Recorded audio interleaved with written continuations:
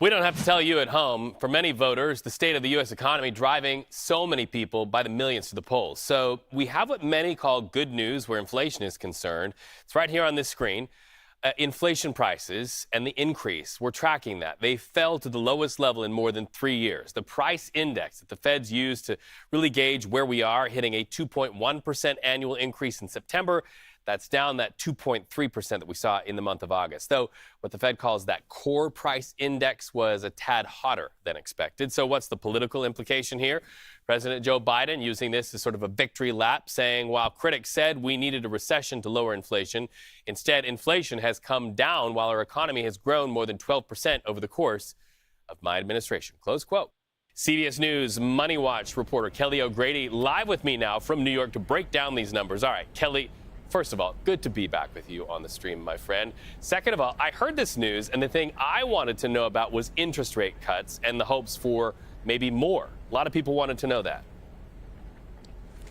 Oh, gosh, you and me both, Reed. I'm wondering, okay, when am I going to be able to buy a house finally? Right. So the good news is that this likely has us on the path to get another quarter point next week when the Fed meets, and probably another one in December when they meet again.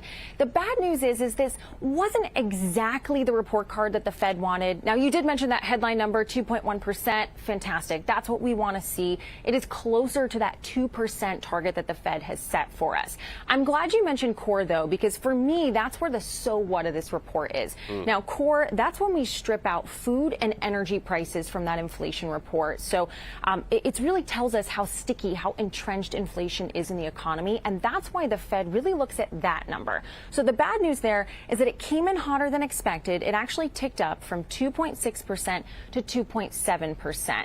Now, that is a bit, higher than that 2% inflation target that the Fed is looking for. I've spoken to a number of economists. They said, look, it might give the Fed a little bit of butterflies. It's probably not going to impact that rate cut next week that we're hoping for. Really, what this says is the last mile towards that 2%, it's going to be a little bit bumpier than expected. But Reed, that tends to happen when you're in that final stretch. And then enter a little thing called the U.S. presidential election to consider and how that will influence so many things here in our country, Kelly. We're also seeing some new numbers on unemployment benefits. Walk us through that.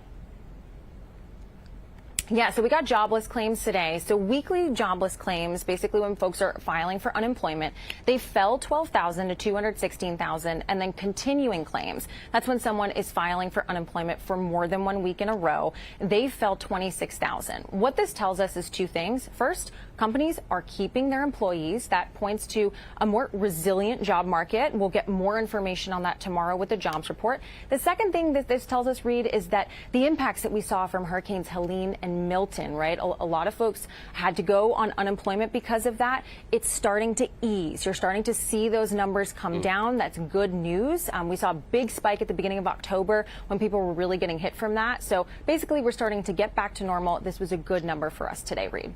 I'm so thrilled you're now with us at CBS News, Kelly, for many reasons, not the least of which, when we see voters driven to the polls because of the economy, you make it easy to digest and understand. It's an honor to work with you, and welcome to CBS News.